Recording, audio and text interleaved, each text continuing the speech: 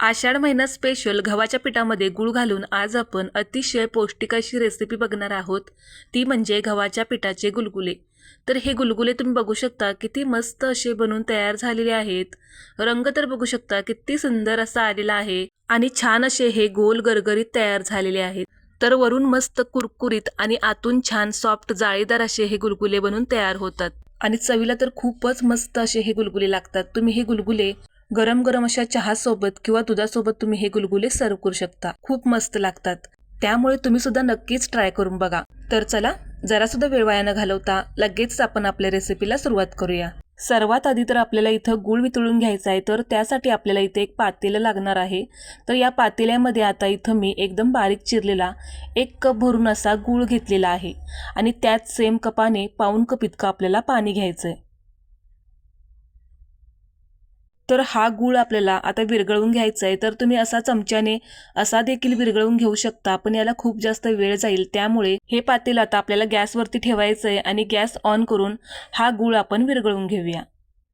तर आता इथं तुम्ही बघू शकता, इथं मी गॅस ऑन केलाय आणि हे गुळाचं पातेलं मी गॅसवरती ठेवलेलं आहे आणि आता गॅस मीडियम करायचा आणि मीडियम फ्लेमवरती गूळ आपल्याला पटकन विरघळवून घ्यायचा आहे।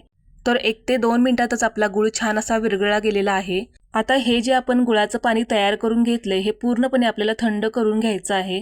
तोपर्यंत आपण बाकीची तयार करून घेऊया।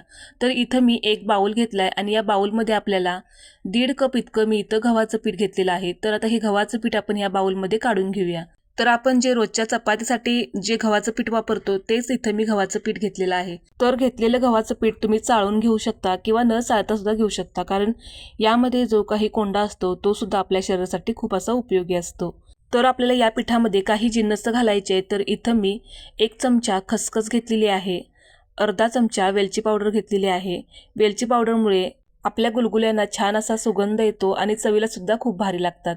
तुम्ही वेलची पावडरऐवजी अर्धा चमचा सुंठ पावडर घातली तरी सुद्धा चालेल किंवा दोन्ही सुद्धा घातलं तरी सुद्धा चालेल। आता आपल्याला यामध्ये चिमूटभर मीठ घालायचं आहे, कारण कुठल्याही गोडाच्या पदार्थामध्ये थोडंसं मीठ घातलं की त्याची चव दुपटीने वाढत असते। आणि यातच आता आपल्याला पाव चमचा खाण्याचा सोडा सुद्धा घालायचा आहे। आपण रेग्युलर भज्यांसाठी जो सोडा वापरतो तोच इथं मी घेतलेला आहे। तुम्हाला जर सोडा घालायचा नसेल तर तुम्ही या ठिकाणी अर्धा चमचा बेकिंग पावडर घालू शकता। तर आपल्याला यामध्ये 1 चमचा जाडसर अशी खलबत्त्यामध्ये कुटून घेतलेली बडीशेप सुद्धा घालायची किंवा अर्धा चमचा तुम्ही यामध्ये बडीशेप पावडर घालू शकता। माझी इथं घालायला विसरलेली आहे, म्हणजे मी घेतली होती घालायला पण कॅमेरा सरळ करायच्या नादात बाजूलाच राहून गेली, त्यामुळे यामध्ये मी घालायला विसरलेली आहे। तुम्ही नक्की घाला, चव खूप छान लागते। तर चमच्याने आपण सगळं साहित्य असंच पिठामध्ये कोरडं मिक्स करून घेतलं आणि आपण जे गुळाचं पाणी थंड करायला ठेवलं होतं तर आता ते पूर्णपणे थंड झालेलं आहे आणि आपण असं गाळण्याने यामध्ये गाळून घालायचं आहे। तर गुळाचं पाणी आपण एकदम पण यामध्ये घालायचं नाही, तर थोडं थोडं करून घालायचं, कारण कधी कधी गव्हाच्या पिठावरती सुद्धा अवलंबून असतं। एकदम जर पाणी तुम्ही घातलं तर हे कदाचित पातळ पण होऊ शकतं।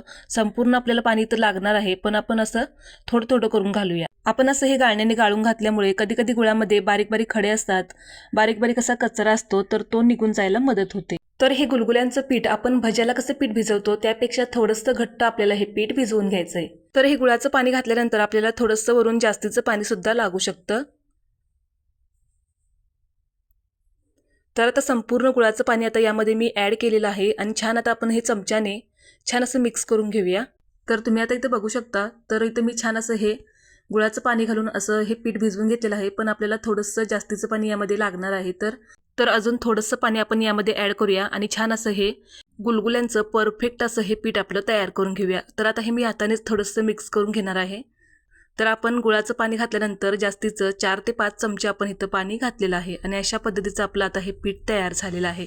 अगदी परफेक्ट असं आपलं हे गुलगुल्यांचं मिश्रण आपण इथं तयार करून घेतलेलं आहे। तर आता हे कशा पद्धतीचं पाहिजे ते सुद्धा तुम्हाला मी दाखवणार आहे। तर हे तयार करून घेतलेलं जे पीठ आहे ते भज्यांच्या पिठासारखं किंवा त्यापेक्षा थोडंसं घट्ट आपल्याला पाहिजे। तर आपण हे जे पीठ तयार करून घेतलंय ते आपण हातावरून खाली सोडत असताना असं पटकन पडत नाही, तर थोडंसं थांबून पडतंय। तर अशा पद्धतीचं आपल्याला हे गुलगुल्यांचं पीठ हवंय।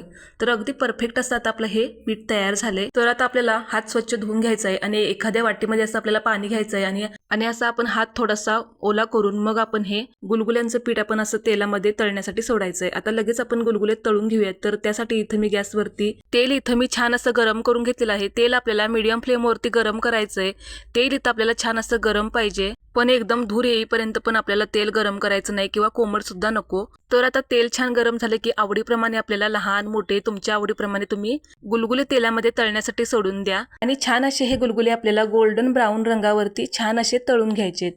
तर खूप जास्त सुद्धा एका वेळीच घालू नका. जितके कढईमध्ये मावतील तितकेच आपल्याला यामध्ये गुलगुले घालायचे आहेत आणि मीडियम फ्लेमवरतीच आपल्याला हे गुलगुले छान असे तळून घ्यायचे आहेत. किंवा तुम्हाला जास्त कुरकुरीत हवे असतील तर तुम्ही मंद आचेवरती हे गुलगुले तळून घ्या. अगदी आपण गुलाबजामुन कसे तळतो अगदी त्याचप्रमाणे आपल्याला हे गुलगुले तळून घ्यायचे आहेत. एकदम हाय फ्लेमवरती सुद्धा आपल्याला हे गुलगुले तळून घ्यायचे नाहीत, तर मंद किंवा मध्यम आचेवरतीच आपल्याला हे गुलगुले तळून घ्यायचे आहेत. तर आता हे मी मध्यम आचेवरती छान असे गुलगुले तळून घेतलेत. तर आता मी लगेच हे काढून घेणार आहे.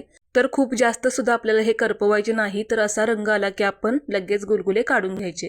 तर एखाद्या चाळणीवरती आपण असे हे गुलगुले काढून घ्यायचे, म्हणजे यामध्ये जे जास्तीचं तेल असतं ते सुद्धा निथळून जातं. याच पद्धतीने आता सर्व गुलगुले आपण तळून घेऊया. तर अशा पद्धतीने इथं मी सर्व गुलगुले तळून घेतलेले आहेत आणि तुम्ही बघू शकता किती मस्त आपले हे गुलगुले तळले गेलेले आहेत. तर रंग बघू शकता किती सुंदर आलेला आहे आणि गोल गरगरीत आपले हे गुलगुले तयार झालेले आहेत. तर वरून मस्त कुरकुरीत आणि आतून छान सॉफ्ट जाळीदार असे हे गुलगुले बनून तयार होतात. तर तुम्ही सुद्धा या पद्धतीने एकदा तरी नक्की करून बघा. तुम्हाला तुमच्या घरच्यांना खरंच खूप आवडतील, इतके छान होतात हे. आणि मुलांसाठी तर एकदम मस्त असा हा खाऊ आहे.